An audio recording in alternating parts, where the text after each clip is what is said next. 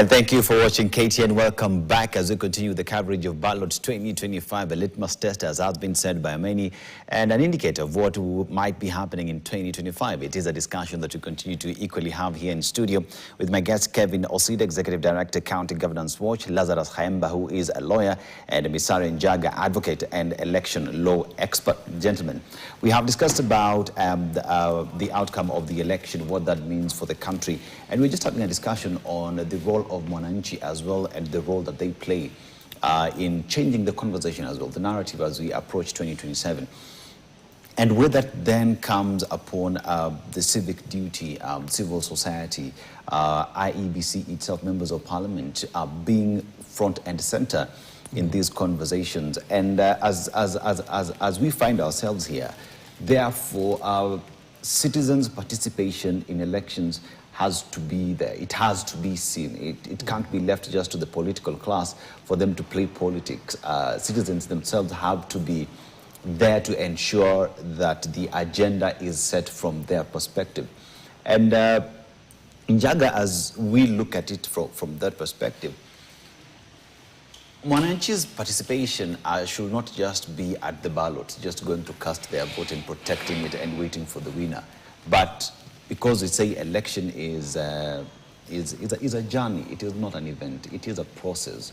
Just how critical then, or what lessons do we get from this by-election moving forward, such that at the end of the day, Mwananchi will be saying we participated from the word go all the way to when the results are being elected, and that we are satisfied we have voted for the person who captures our aspirations as Mwananchi?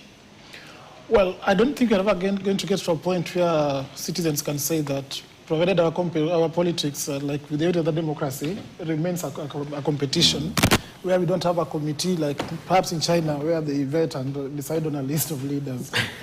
When we have an election, there's a team that's going to lose, and it's the human nature to try to create excuses as to why you've lost.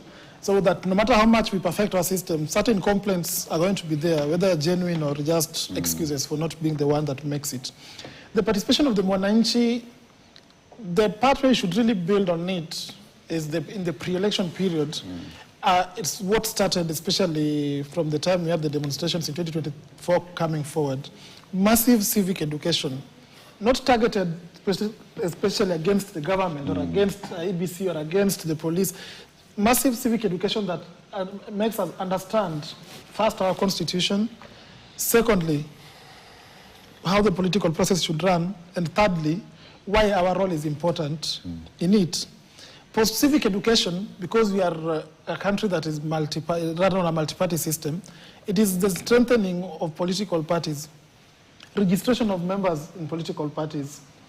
Then now the political parties allows for expression and consensus building within the parties, and not having what we've traditionally seen with our parties, where certain decisions are not made by members. The decision is made probably at the top, then forced down on members, leading to a lot of division. So if you can probably have a process of building consensus, of course we're not going to agree, all of us, but we have to be in a position where a position that is to be taken by the party is largely explained and a majority of the party are comfortable with it.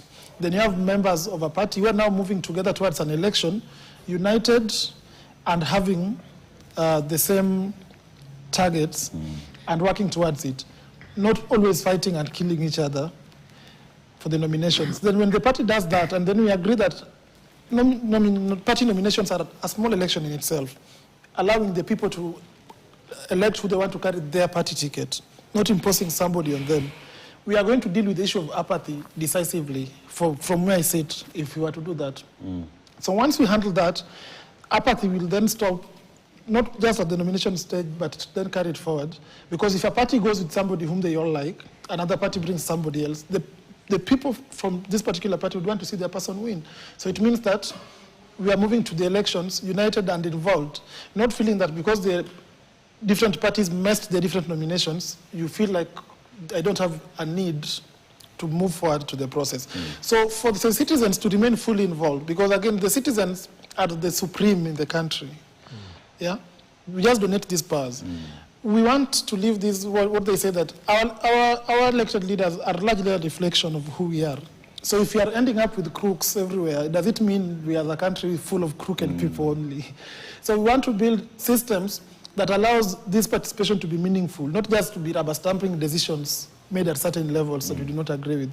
Goes back to what we were discussing earlier, for example, how Kasipul ends up with the 27-year-old boy Dweri, is how impactful had he been as a member of the party? Or is it just a token? Is it the party policy? Because again, if it's a party policy, then it means it's something that the party, through its membership, agreed on, and we should then be questioning it. Is it party policy that where a serving member dies, the seat goes to someone in the family? If that is the party policy and that's what party members are comfortable with, then we should have a problem with it, because it went through the stages and they agreed that anytime we lose a member, out of the loyalty they have to the party or something, it goes to a family member, either a spouse or a sibling.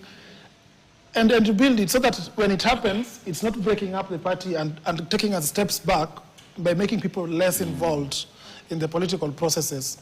Because when this non-involvement continues, we end up with leaders who are not really what we want. And then it goes back to what we were discussing of even getting the majority of 50+1. Would you comfortably say we have a country led where the 50+1 is perhaps of 20% of those who are entitled to vote? If you get 50+1, because it's 50+1 of votes that are cast, not votes that are registered. So if we have a system that is so messed up that we have 80% of registered voters not turning up, but the 20% who turns up elect someone with 50+1%.